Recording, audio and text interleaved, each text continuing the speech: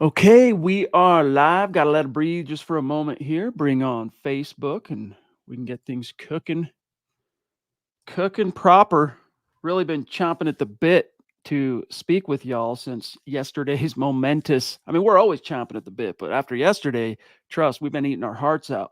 Welcome, everybody. It is the Mile High Huddle podcast. I'm your host, Chad Jensen, and with me, my fellow football priest, who you know, who you love, Zack Kelberman. Zack, since this is our first episode since the news of Russell Wilson being benched and some of the accusations and rumors that have come in its wake, real quick, give everybody your gut reaction to the news. It's not exactly a gut reaction because you've had a day plus to kind of marinate on it, but still, best you can. Yeah, it's like a gut aftermath hybrid.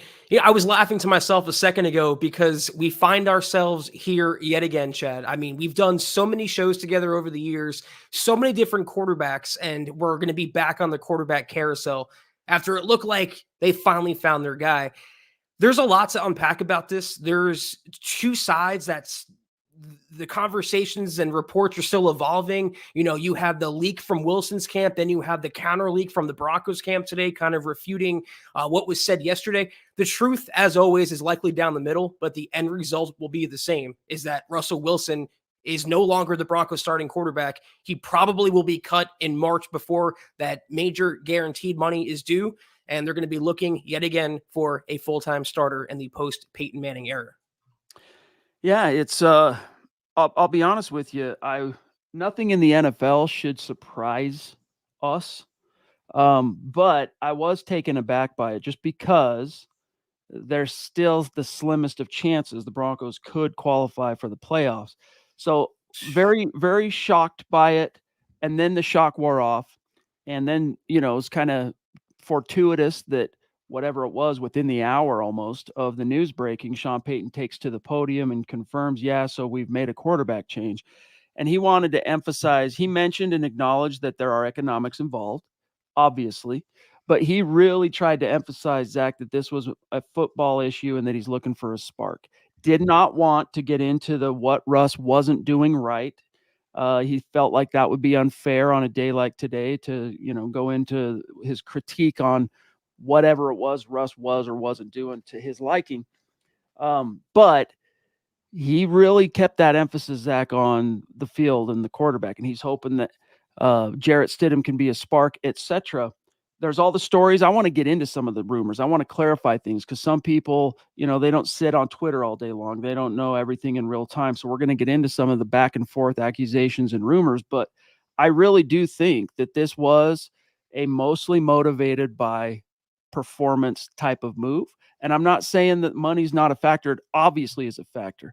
I have my doubts about some of the rumors we're going to get into in terms of the veracity thereof. But the Broncos are making a move, and it is the end of I'll quote the guys from this morning, end of an error. Zach, here's Sam Bam. Bro, what's going on? Thank you. He says, well, it's a shame the Wilson error in Denver never came to fruition. The writing has been on the wall since about week 7, I feel. I trust that Sean Payton in the front office will make the right decisions going forward. Go Broncos. Zach. See, I kind of disagree that it was. I don't buy what Sean Payton's selling about it being performance based. It's obviously due to the money.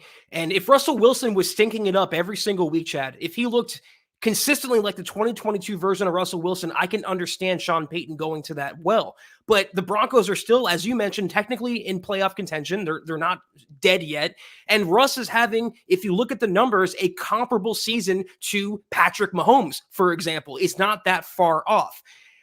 It's just the fact that Sean Payton, Russ was never his guy. He got saddled with the previous regime's sloppy seconds.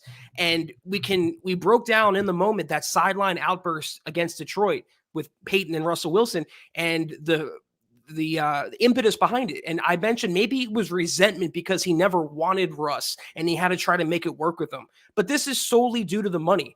And I don't know what kind of message it sends that you're going to yank your starter, your team captain, with the team still in contention, and if the rumors are true, threatening him to strike the injury clauses in his contract and then threatening him to make him inactive and give the starting job to Jarrett Stidham, it's because Sean Payton wants his guy, and he was looking for any reason to put Stidham in and take Russ out.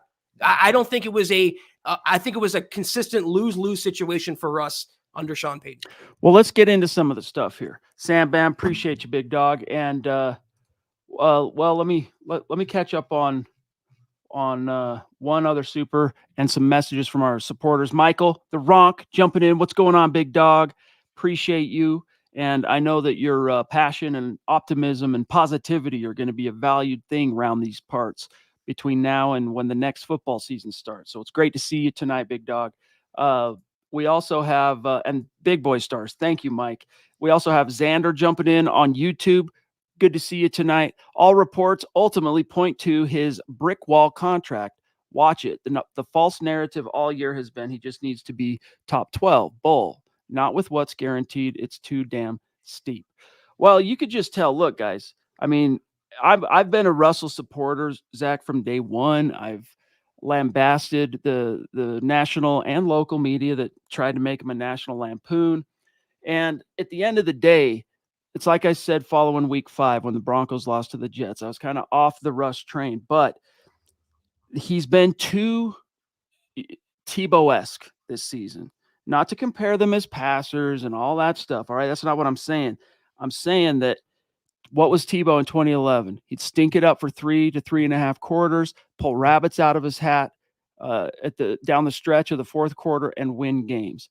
And that worked so long as the defense was playing really well and keeping the score low and all that stuff, right? But as soon as that was deviated from, if you guys go back and watch the last 3 games of that 2011 season, all 3 of which the Broncos lost. Remember, they backed into the playoffs on a 3-game losing streak, then beat the Steelers. But when they walked into the wall against the Patriots, where you got to put up some points, any game where they had to put up points, couldn't do it. And with Russ in this particular season, there's so many similarities. There was zero consistency. He had some stretches over, Zach, that 5-game win streak that you could point to and be like, yeah, feels like Russ is back. And we were feeling really excited and confident and hopeful that was true. And then just when you started feeling confident, he'd step on a rake, so to speak. And if you're Sean Payton, you're going crazy over some of this stuff. The holding on to the ball too long, consistently allowing pressure to get to you, not throwing it away, and just not being smart and decisive in the pocket. Finally, there's no reason to kind of suffer it any longer when you're out of the playoffs and you got to worry about the contract. To me, it's a 50-50 motivator here. Like, hey, it didn't work. I'm making a change, and I want to hedge against the possibility of your ass getting injured. Yeah, I mean, I see some comments already. No, I think it was Michael who said we're not going to be in the playoffs. I don't think the Broncos will either, but they aren't eliminated yet. That's why the timing of the move was a little conspicuous. But to be fair, this is why I said the truth is likely down the middle. It's Sean Payton's team. He's the head coach. He's the play caller. He's also the shadow general manager. He's pulling all the strings behind the scene. If he doesn't want Russ as his quarterback, he should have the opportunity to handpick his own guy at least once. He's being paid $18 million per year. I think he's earned that right. And yeah, the Patriots game, I looked at it like the final nail in the coffin. Russ has been better and his flaws have been covered up when the Broncos were winning, Chad. But when the Broncos were losing, those flaws were massively exposed. And the Patriots game was eye-opening. There was a evident lack of trust in the play calling, and you can tell that Sean Payton is limited by Russell's physical limitations and his mental processing lapses, as you mentioned, in the pocket. That sack that he took where he was going side to side and dancing around left to right instead of just stepping up. That was the most egregious sack I've ever seen Russell Wilson take. So it's Sean Payton's right to make a move if he wants to, but the elephant in the room is the contract. And I don't have a problem with it if Sean Payton is doing this solely based on football and the team winning games and being better on offense. But if it went down how the rumor said it went down, that's what bothers me. That's a snaky thing to do to a team captain and a guy who's bared the brunt of criticism from every direction for almost 2 years now. We're going to get into those rumors and get specific here. First, guys, we just got to remind you, we're entering, week 17 of the NFL season. And, You want to make Little Caesars, of course, which is the official pizza sponsor of the NFL, part of your game day. It's going to be a different game day come Sunday, but you can help kind of take the edge off of the weirdness by chowing down on some delicious Little Caesars like I'll be doing at my house. Order online during our Pizza pregame, 1 hour before, 3 hours after NFL kickoffs, plus all day Sunday, and get ready for some football and fun. You choose your Little Caesars pizza or you pick the toppings that you crave. And either way, Zach, unlike Russell Wilson, you win. And speaking of winning, Chad, everyone scores with convenient delivery or our in-store pizza portal pickup. So grab some friends and enjoy a few slices during the game. All right, Scott, I'm going to read something real quick. I want to get some context injected into this bad boy. So here is, this wasn't the original report that revealed the storyline about George Payton contacting the Russ camp and threatening to bench him if he didn't make some agree to some restructures relative to the injury guarantees in his contract. But this is a pretty good balanced presentation from Josina Anderson, Zach. So I'm going to go ahead and read this real quick. That's a novel. All right. I'm not going to read the whole thing. I'm going to read a few parts here. All right. So for those scratching their heads, here's what it is. This is a good summation. Quote, today I'm told that talks to restructure Wilson's deal with a specific proposition started during the bye week on October 31st.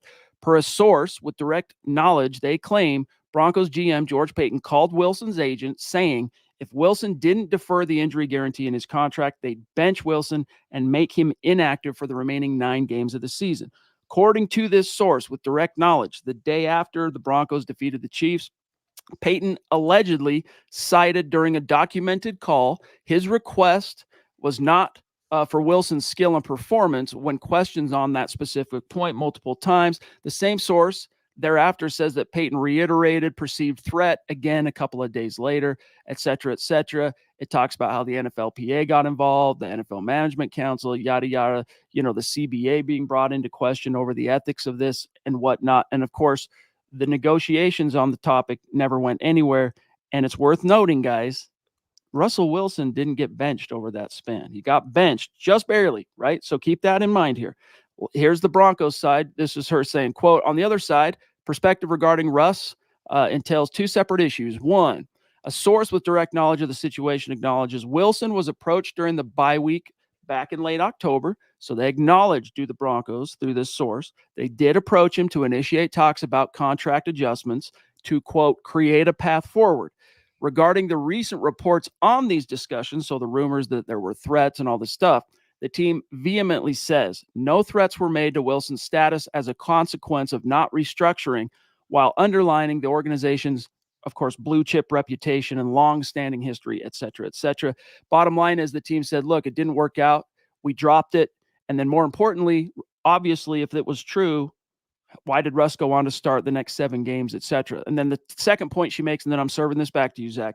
2, separately, after the team's ensuing 5-game win streak, the Broncos went 1-3 in the month of December. During this window, the offense ranked poorly. It gets into all that.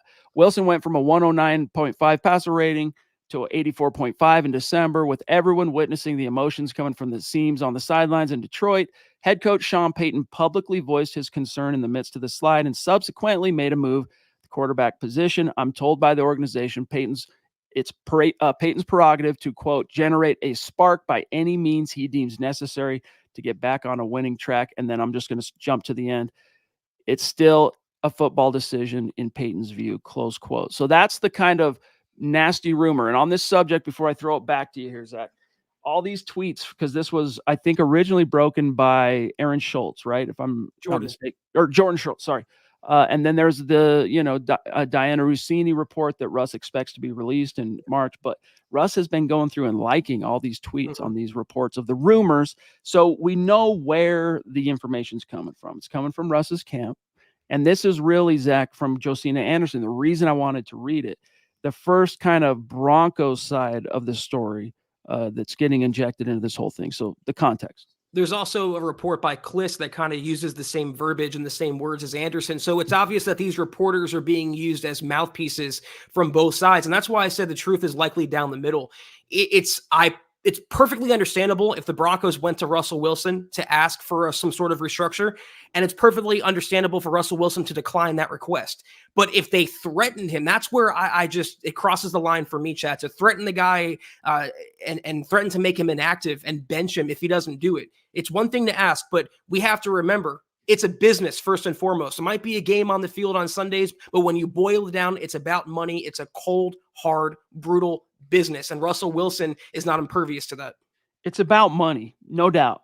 But would that decision have been made? Would we even, Zach, be having this conversation if Russ had not still basically failed to launch? I mean, it's clear that Sean Payton has been a net positive on his production, right? 26 touchdowns to, 8 interceptions, but he just barely, like by a hair, crossed the 3,000-yard passing mark.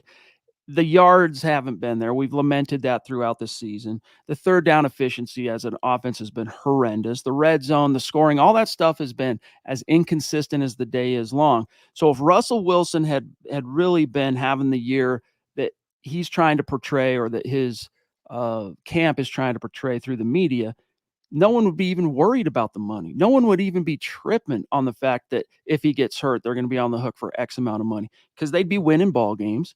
They'd be putting up points, and they'd have their ducks in a row relative to the playoffs. So it does. I'm not saying money's not a part of this. Obviously it is, but it comes after the point. And the point is he didn't step up. He didn't capitalize. He wasn't equal to the opportunity. And now the team's hedging. That I will 100% agree with. I tend to echo what Scott's saying in our private chat, that if the Broncos beat the Patriots as they should, this conversation wouldn't be happening right now, or the decision wouldn't be made public by Sean Payton. It just expedited that and gave Sean Payton a reason to pull the plug on Russell Wilson. One more point. We'll get to you, George, in 1 second. I want to make this point. I think it's important. Sean Payton benching Russell Wilson isn't entirely unwarranted. He hasn't lived up to that contract, and he's rarely been the solution this season. But Denver's problems, Chad, extend well beyond just Russ. As I've come to learn, this is a very flawed roster with few foundational pieces, and removing Russ from the equation won't magically fix every problem. He's a convenient scapegoat, but others should be held accountable too. And if you're judging it based on performance in football, how about taking out Mike McGlinchey? Or how about taking out Jerry Jeudy? Or how about taking out Jonathan Harris, for example, or some of these underperforming players? How about we want to focus on the Lions game when that whole blow-up happened? How about the defense just falling apart over the last few weeks when teams aren't gifting them turnovers? Russell Wilson has been a problem, but like last year, he's not solely the problem. There's a lot wrong with this Broncos team. Coaching included, by the way. To quote Gary Kubiak, we're fixing to find out.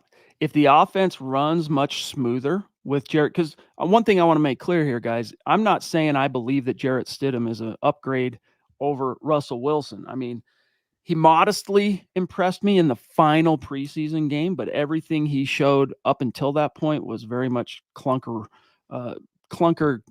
type of territory. He showed out a little bit in a couple of games last season with the Raiders, but it wasn't as good. I'm sorry, Sean Payton, as you like to make it out to be at your press conferences. However, if this offense, Zach, if it stays on schedule, right, and if he's able to make some plays, keep the timing, set this thing up to manageable second downs to where they're moving the chains long before they have to get to third down. And I mean, if we see those things, and I'm not saying that we're going to, I'm saying if we do, then we'll know a lot. It'll be a lot more of an answer as far as how much of a factor in whatever it was holding the Broncos offense back, how much of a role does Russell Wilson shoulder in that? George, thank you for your patience. Big Doggy says, I think this was a good move by the team, as after last week's game, we need a jump start. Den Bronx for life. Thanks for all you do for us fans. I mean, love you, Big Dog. Thank you, George. Really appreciate you, man. And thanks for your patience. Yeah, Zach, we're fixing to find out. Here's my question, though. What if we don't see an improvement? What if Jarrett Stidham doesn't look any better than Russell Wilson? What if he looks worse? Sean Payton's taking a major gamble here, Chad, by putting the onus and the spotlight directly on him. Yep. You remove your scapegoat, there's not going to be another scapegoat. It's going to make Sean Payton look worse. Unfortunately, though, he's not going to fire himself, and that's why I feel like he has the leverage to make a cataclysmic move like he did. Phil, My brother, appreciate you down in Tucson, proving that Broncos country is not a geographic location. It's, in fact, a state of being. He says, good evening, Chad, Zach, and Deacon Scott. Trying to understand why, if we cut Russ for a medical reason, trying to understand why, if we cut Russ for medical reason, yet he's still the backup QB. Hashtag buck. He's saying, so if it really is about, hedging against an injury, why is he even dressing and going to serve as QB2? Zach, your answer. This is conspiratorial on my part, Chad, but I think Sean Payton, the kind of coach he is, the Belichickian mentee that he is, or excuse me, Parcells, he likes the what's the word? Emasculation aspect. I think dressing down Russell Wilson on the sideline on national television, he likes that power.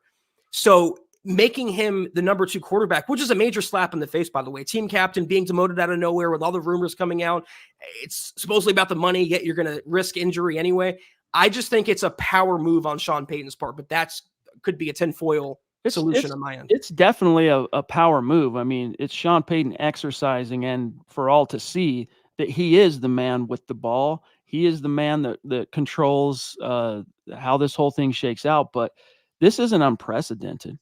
I mean, think back to 2015. Peyton Manning, a healthy Peyton Manning, starts the season finale as the backup to Brock Osweiler, who had gone 4-2 as the starter at that point. He got credit for that last win against the Chargers because he started the game, giving him a 5-2 record as the starter in place of Peyton Manning that season. But were it not for Peyton coming in the second half and saving the day, Broncos don't A, win that game, B, the 1 seed, and C, they don't get a first round bye per se, or they might have had to have gone to New England for the AFC title game, etc. So, it's not unprecedented. And again, like, none of this do I like. I would have preferred, Zach, even if this is how the Broncos were feeling about Russ, I would, with the playoffs all but over, I would have preferred them to just be like, just write it out. Make this decision in the offseason and let the chips fall.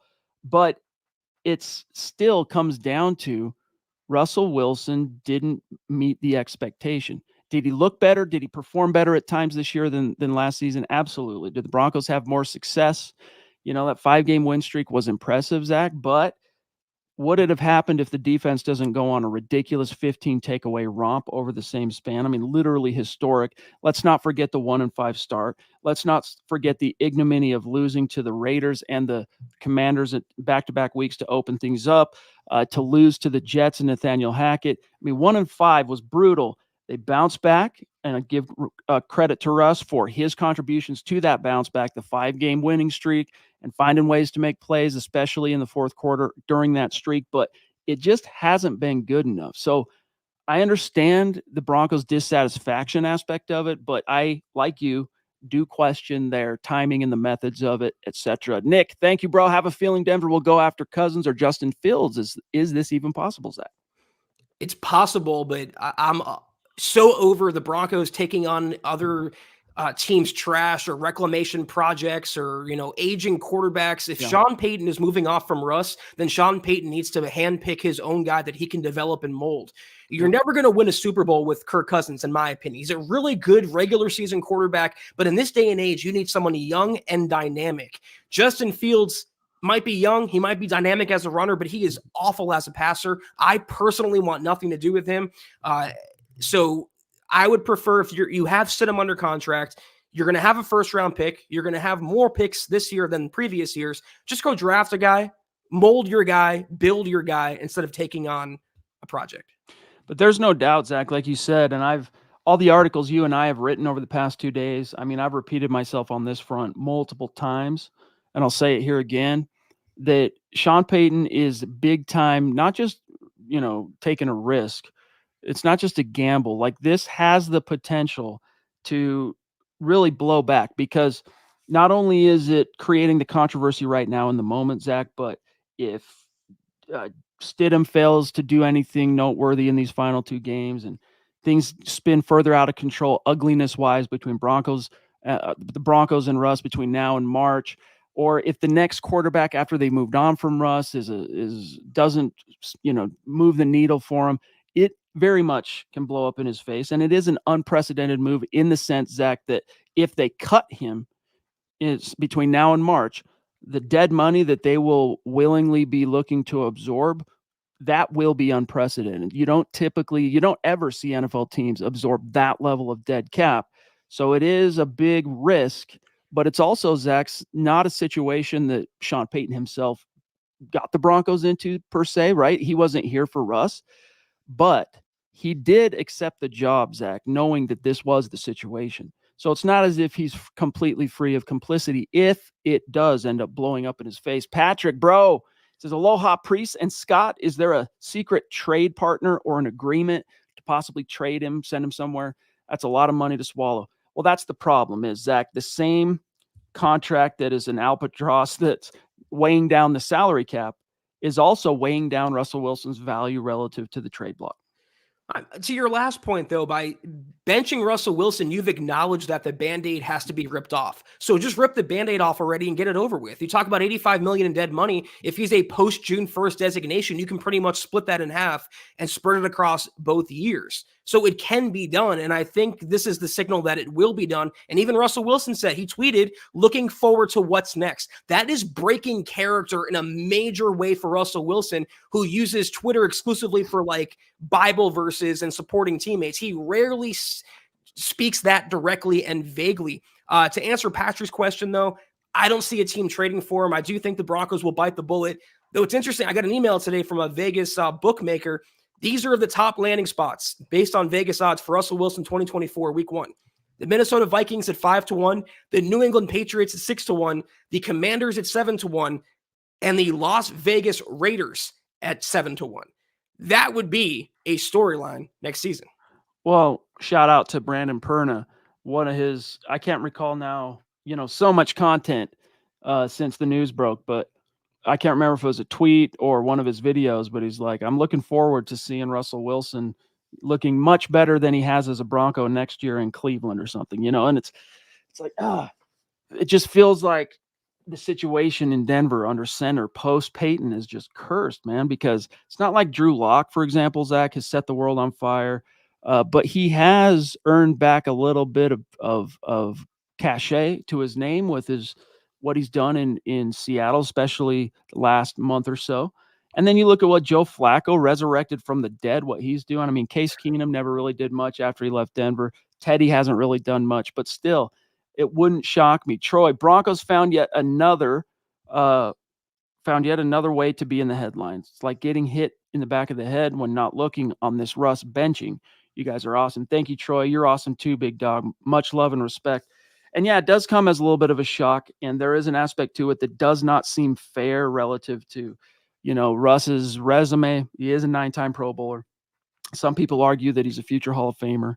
He has been this team's starter and leader for, the better part of 2 years now. He's taken a lot of fiery darts on behalf of the Broncos as the figurehead, and he did win some games, and he did have a stretch this season where, he had kind of recaptured the faith and belief of the fan base.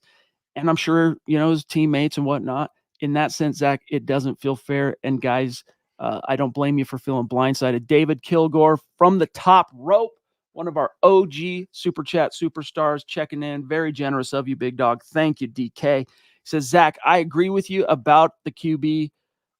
I agree with you about it, the QB for Peyton, but I don't. Zach, syntax interpreter, but I don't think he likes the quarterback draft class. Not very impressive. Okay, so you don't. One thing I would say on that real quick, Zach, I do worry you answer. Go read Trick. We're all going to have to start getting much more acquainted with the 2024 quarterback class. There are currently 6 quarterbacks that are being viewed as either bona fide first rounders or in the first round discussion. We just published an article by Eric Trickle tonight. Go read it after the podcast. But your thoughts here, Zach? First of all, thank you so much, David. I want to just tack on something you said real quick before I get to David's question about being fair. It might not be fair to Russ. It looks like from the outside they did him a little dirty, but you can easily make the case from the Broncos side, or if you're the Penners or George Payton, it wasn't fair for Russ to take all that money and never live up to that contract. So it comes down to the dollars and cents. It's a business, and I think people forget that and let emotions get in the way. David, like Chad was saying, I haven't really shifted my attention to the draft yet, but I do like Jaden Daniels a lot. I don't know if he's going to be there when the Broncos pick. LSU quarterback. There's a couple other, I think second or third tier options. I do like Bo Nix. There's Penix, though I worry about his injury history. JJ McCarthy, if you want to throw a dart based on physical traits alone, it's whoever Sean Payton wants. But if he makes that decision, I would rather him take a gamble on a Jaden Daniels, for example, than swing for a Kirk Cousins. It's about the long term of the franchise. Well, and the problem here, Scott brings up a good point. Mr. Producer, Jaden goes top 5, and it's going to be nearly impossible to get into the top 5 this year. And if you were to achieve it, it would be once again, Zach, selling the farm, mortgaging the future, which the Broncos have now done in each of the past 2 years. You're going to do it again. It's another way that it could potentially backfire and blow up in your face when you're trying to move forward with a record dead cap. I mean, Scott brings this up, and thank you for the information. This is why Scott is Class A producer. The biggest number one dead cap number for a team when they cut a player or move on of all time, Matt Ryan, 40. When the Falcons moved on from Ryan, they had to absorb 40.5 million in dead cap. The Broncos will double that just in the first year. When you count 25 as well, I mean, you're upwards of 130 million in dead cap. I mean, think about this, Zach. The Broncos acquired Russ spring of 2022. They signed him to a 5-year extension, August of the same. He actually hasn't even hit year 1 yet of the Broncos deal.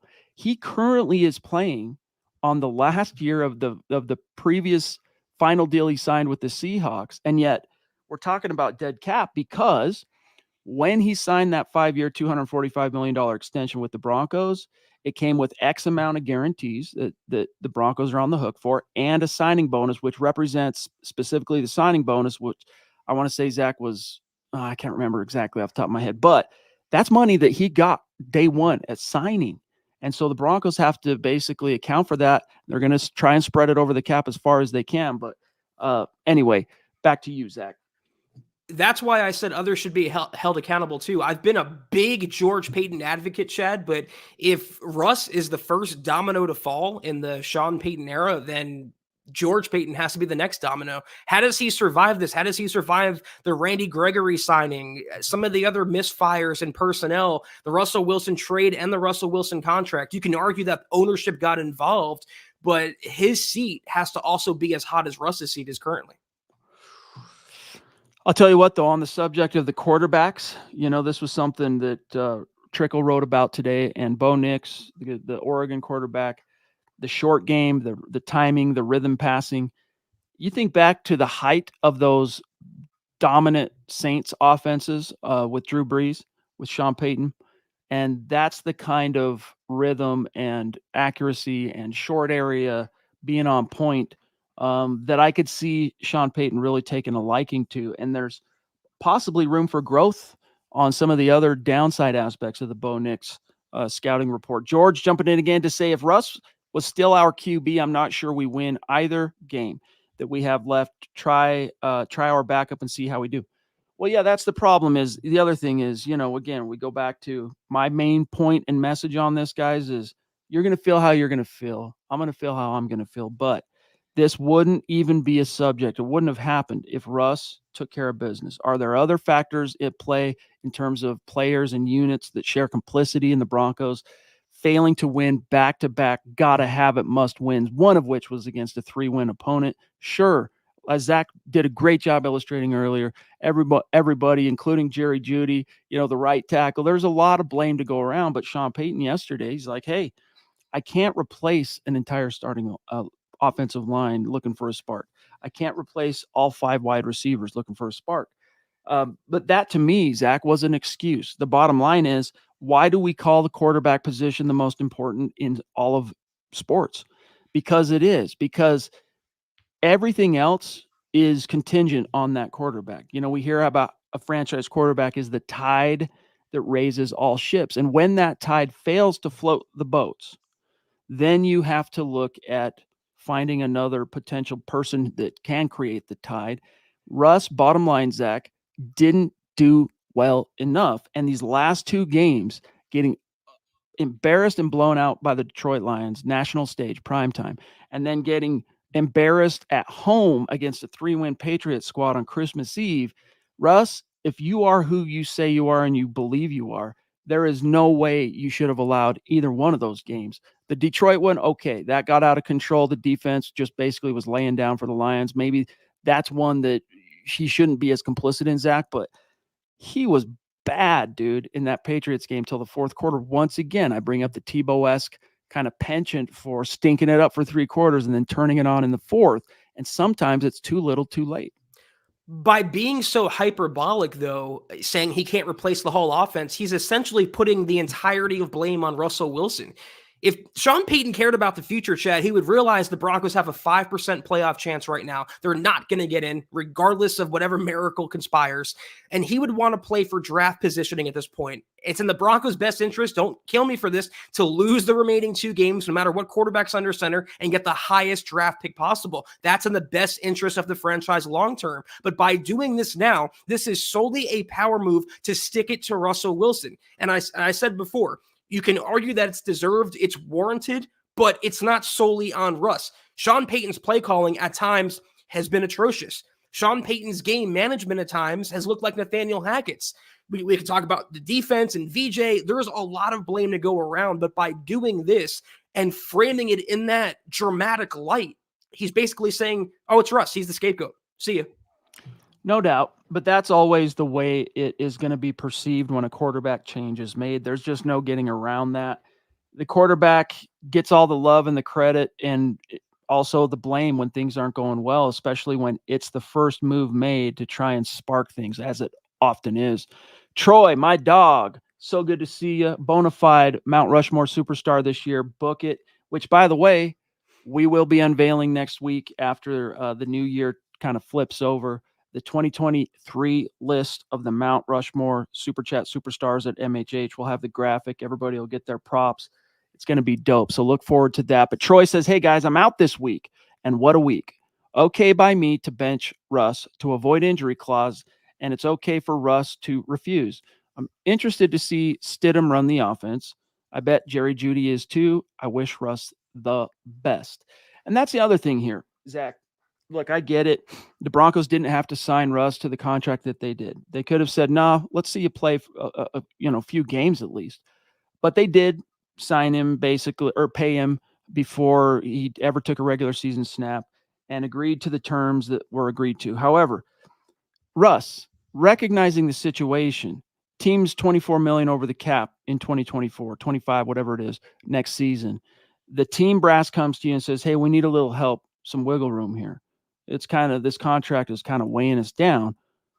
Why not try to negotiate? Why not try to give the team, if you care so much about the Broncos, if it's so much about team and winning and all this, why don't you, Russell Wilson, go to the table and say, okay, to my reps, hey, let's see what we can maybe do to help, oblige them here or create a little bit of wiggle room.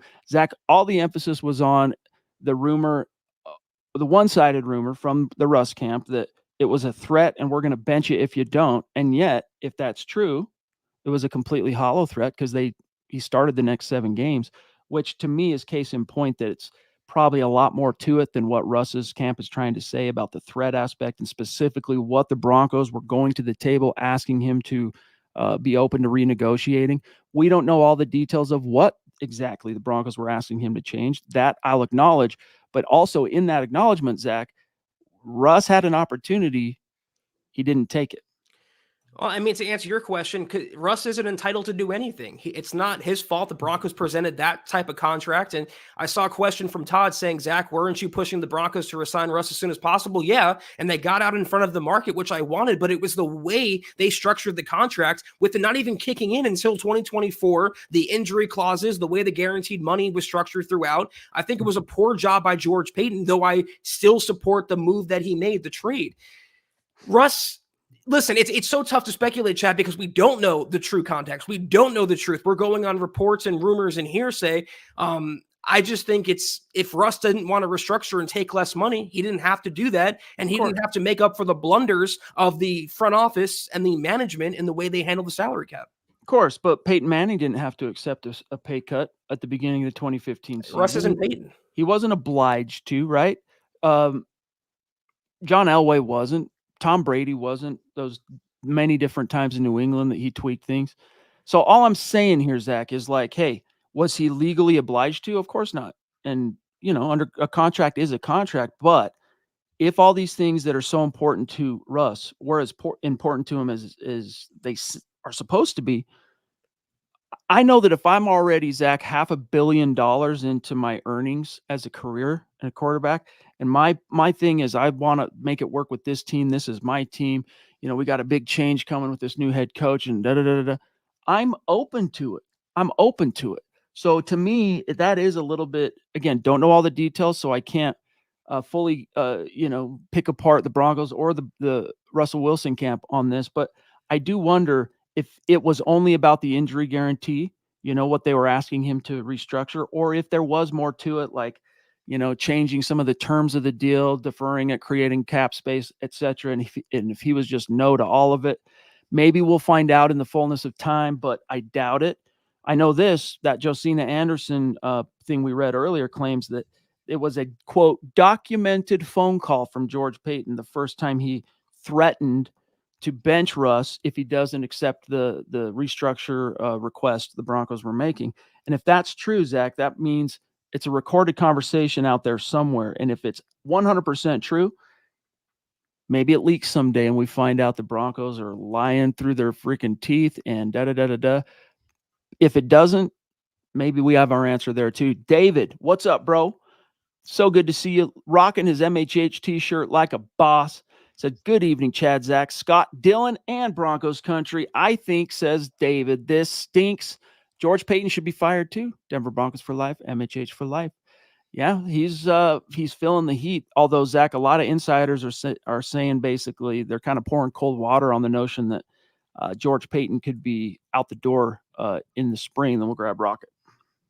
We rarely disagree, and I'm enjoying the banter. You mentioned John Elway, Peyton Manning, and I forget who else. My question to you is, though, who of those quarterbacks has taken the arrows that Russell Wilson has? Peyton Manning was beloved. Elway's a legend, yet Russell Wilson has been crapped on within his own fan base consistently for the better part of 2 years. And if you think that him being yelled at on the sideline was the first time that's happened, maybe not publicly, but privately, or the fact that he was approached mid-season and not earlier, I think it's a matter of principle at this point for Russell Wilson. Why should he do any more than he's already done? And that's why I commend his composure. If the rumor is true and he was threatened, him to still lead and go on and put on a brave face and give off no impression that anything happened, and then to take that from Sean Payton on the sideline and not snap, I just think it's a principle point for him. I would definitely give Russ props for keeping the straight face, that neutral mindset, apparently, Zach, really serving him well throughout this. But, and it's been a long time, so it's hard for people to remember. But John Elway was not viewed the way he is viewed now before he won the Super Bowls. John Elway was clowned as the guy, couldn't win the big one, made fun of for his teeth, made fun of in a lot of different ways. And it wasn't until he finally got that first win in Super Bowl 32 and he's carried off the field, and this one's for John, that the national media really started changing their tune. And even some people, I won't name names, in local media back then, they loved going after Elway. I mean, everything from what he served at the door to trick-or-treaters being criticized by local beat reporters to, his escapades in business, what he was doing with his dealerships. I mean, none of it, Zach, I'll grant you this, though, none of it was on the level of antipathy that we've seen on directed at Russell Wilson. I've never seen that anywhere in the NFL. Seriously. I mean, the closest thing I could come to are the guys that actually deserve it. Like the dudes knocking out their girlfriends on a video camera in a freaking elevator, things like that, where you're like, yeah, rake this cat through the coals. They deserve it. Russ, other than being a cornball, kind of cheesy, corny guy that's a little tone deaf at times, he didn't deserve even a quarter of the vitriol that he got. I will meet you there. Mr. Rocket, thank you for your patience. Says Sean Payton's reputation doesn't rely on Stidman winning out. It relies on the guy Sean replaces Russ with for the long term. I trust Sean Payton over Russ. Yeah, Zach, at this point anyway, like, even if this never happened, if someone says, hey, where do you put your trust in Sean Payton or Russell Wilson? I'm saying in Sean I trust, just because Russ has if he's proven anything through his better part of 2 years as a Bronco, it's that he can't be trusted. His reputation isn't on the line now, but at some point it will be. Sean is Yep. going to tear this down and rebuild it in his own vision. Russell Wilson is the first domino. George Payton could be the second. And then he's going to keep making personnel tweak after personnel tweak after personnel tweak. You can get rid of VJ. You can use more scapegoats, but at some point the spotlight will be pointing at him, and he can't get rid of that. So he's taking a calculated gamble here by putting more of the emphasis on his own coaching abilities. Yeah, it's a big, and I don't say this like where I'm marveling, but it's a big baller move. Like it's a a dude that's hyper confident in what he's seeing and what kind of solutions he think he can bring to the table, and his wherewithal in being able to not only identify Zach and find the next quarterback, but coach that quarterback to a level that will offset this controversy. Cameron, good to see you, big dog. Hey guys, thanks for putting on a good show. I believe you watched the film Russell Wilson. Russell, I believe you watched the film Russell Wilson missed so many missed opportunities. I think I will go in and I'm Stidham. not sure what Sid will go in and look much better. Oh, Stidham will go in and look much better, especially where he's willing to sit in the pocket. I would start him next year and draft a rookie Q. That's one of the frustrating things about this to me, Zach, regardless of where you stand on the issue of Russ, is you're giving Stidham anyway 2 games. Let's say he goes out and balls out.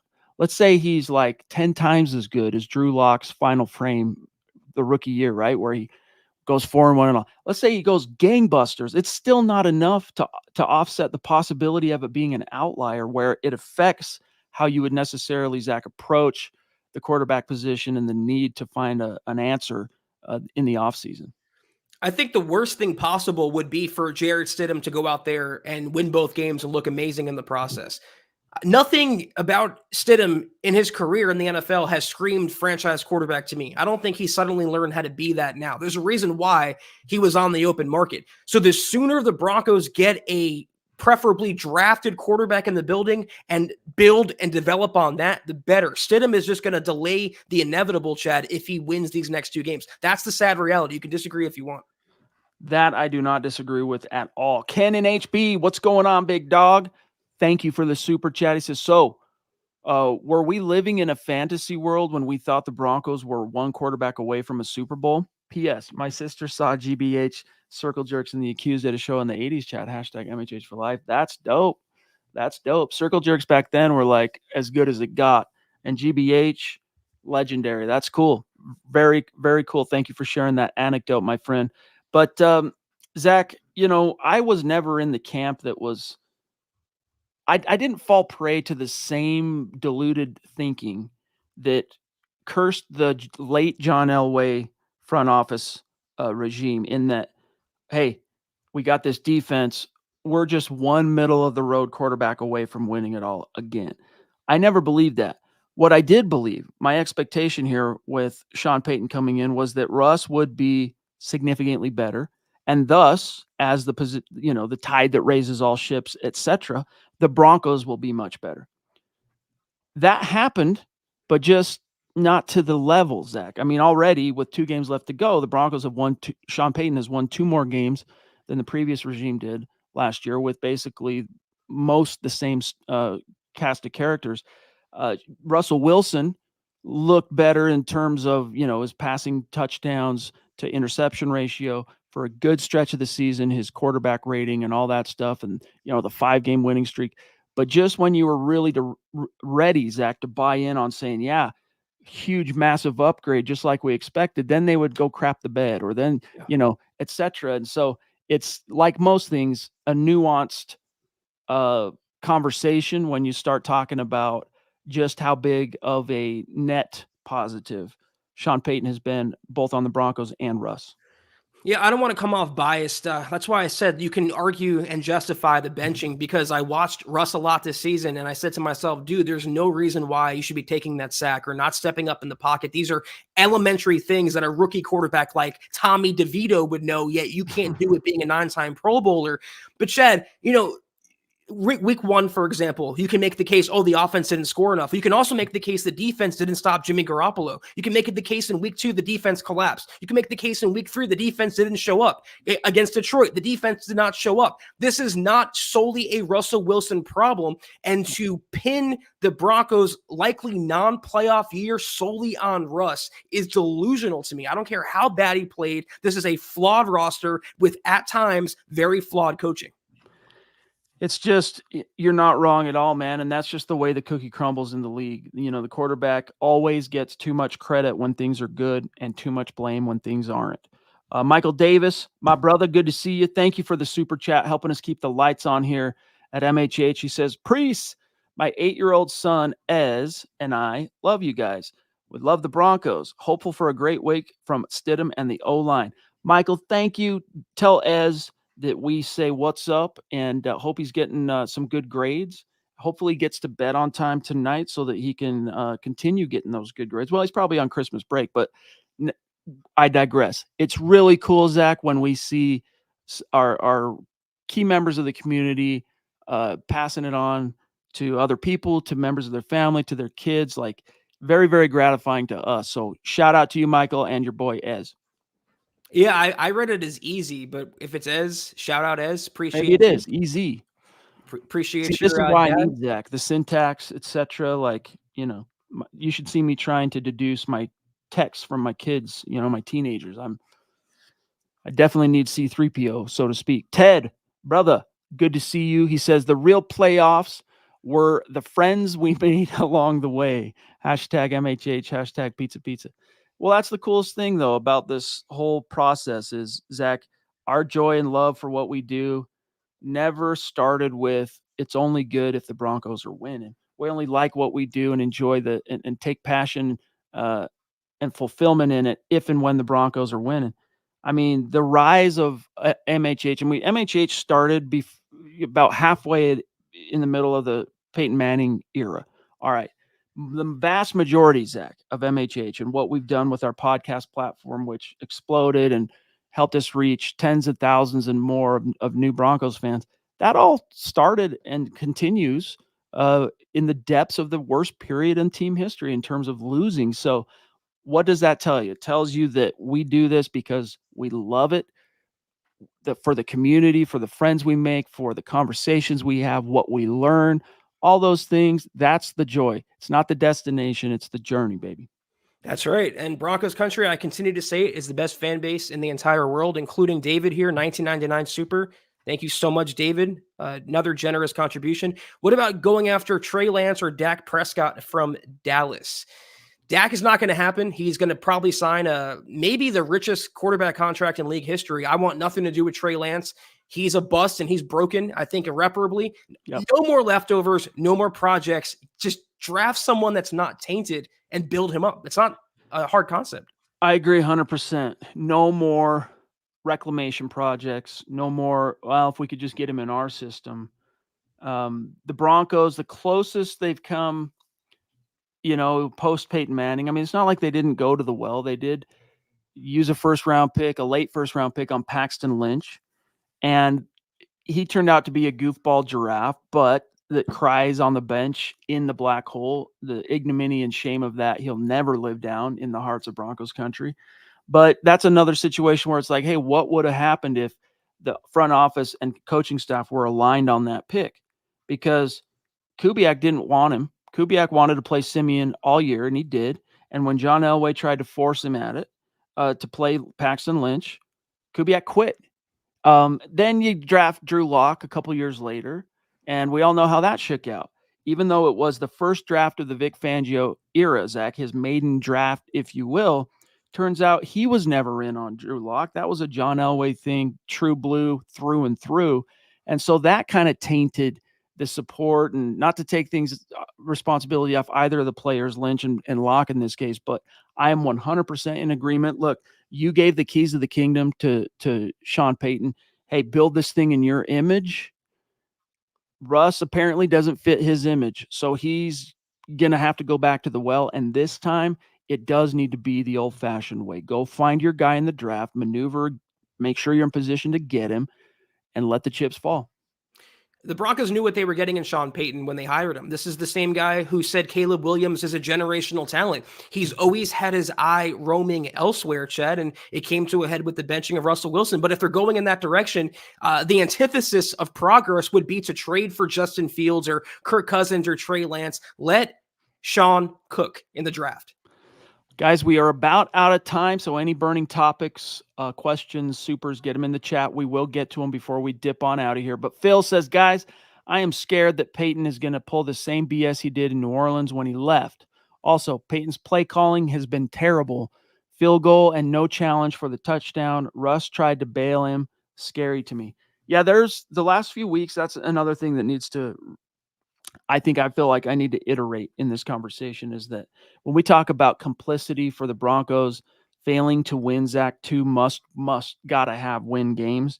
Of course, Sean Payton shares complicity in it, and how much of it you want to buy into as far as how genuine it was. He did acknowledge on multiple levels yesterday that, hey, anytime you have to sit a quarterback down, everybody involved feels some kind of responsibility for it, and including me. Wasn't good enough. What could I have done better? What could I da da da da da? So Peyton hasn't been perfect, but I'm telling you right now, Russell Wilson, I really expected him, Zach, from a poise and a decision making perspective and a rhythm and a timing. Like some of the other aspects, like his moon ball came back and different things, but like under Peyton, I did expect some of these other kind of more, I guess they are more intangible aspects to improve, and they just didn't. So that's on Russ. That's on Peyton too. But there's also times, yeah, Russ takes a lot of sacks and absorbs pressure, but there's times where the offensive line allowed pressure right in his face.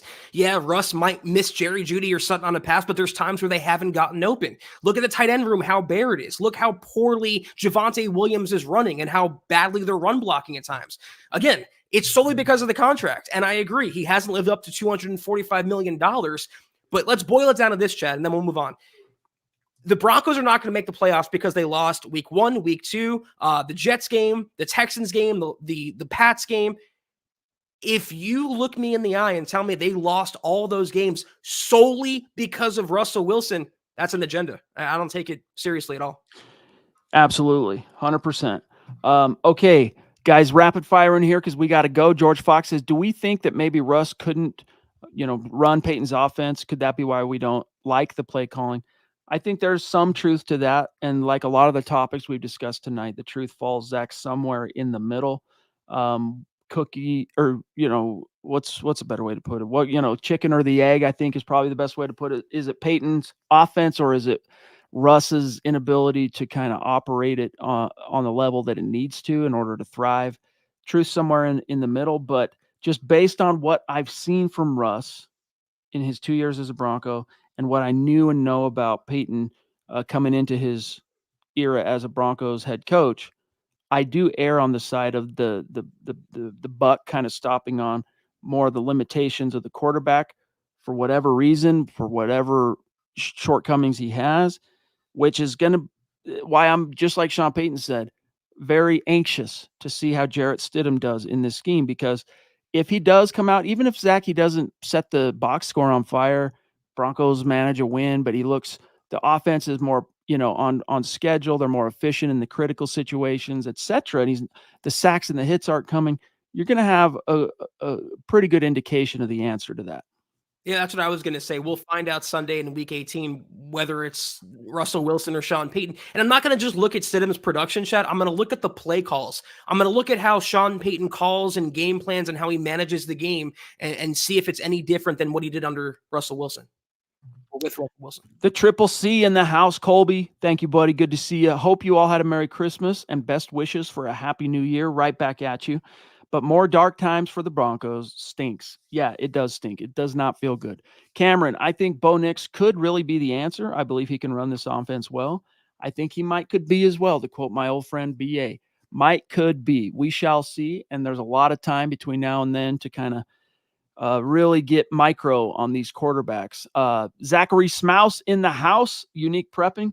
Good to see you, big dog. Another bona fide, legendary, mythical member of our community saying, I still believe in Sean Payton. Zach, as we tip our cap to the Ronk here, love you, Mike. Appreciate you. Do you still believe in Sean Payton?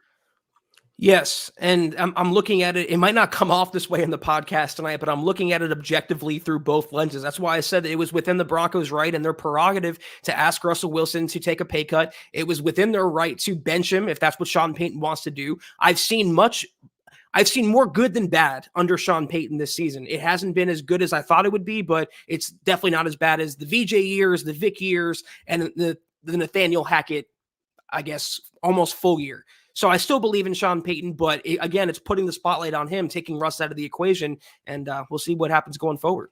Hey, even though things haven't played out the way we wanted it to, and this is the last thing, guys, and then we got to go. Hasn't it felt good to be competitively relevant in December, right? We've talked about this.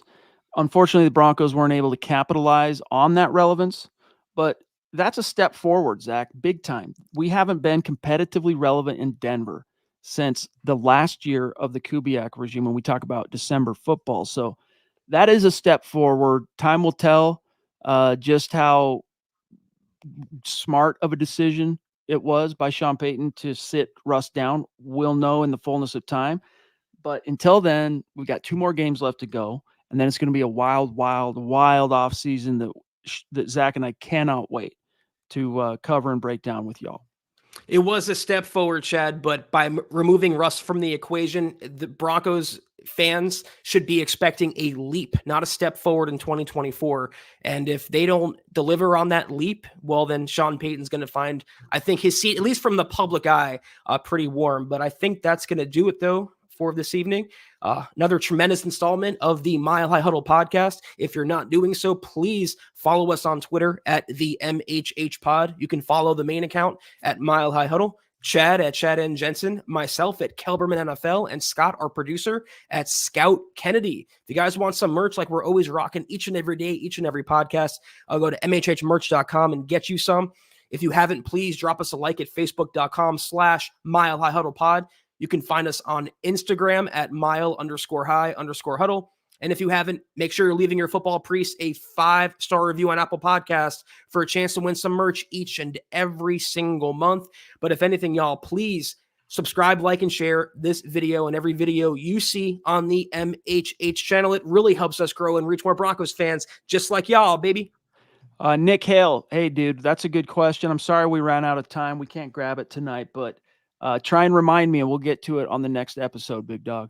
But a shout out to these great Super Chat superstars and supporters tonight. Sam Bam, Xander, Troy, David Wilder, David Kilgore, Mr. Rocket, Ken in HB, Michael Davis, Ted Wunderlich, and then, of course, Zachary Smouse, Unique Prepping, pardon me, on Facebook, Phil McLaughlin, The Ronk, Troy, Colby, George, Cameron, and Nick. Much love and respect, guys. Can't wait to talk with you again. Like Gary Kubiak loved saying, we're fixing to find out, right? We're going to see what this is, whether Sean Payton is justified to want to see some Jarrett Stidham. When next Zach and I are talking to you guys, it'll be the gut reaction, post-game Broncos Chargers. Can't wait. Have a great weekend. We'll see y'all then. Take care. And as always, go Broncos.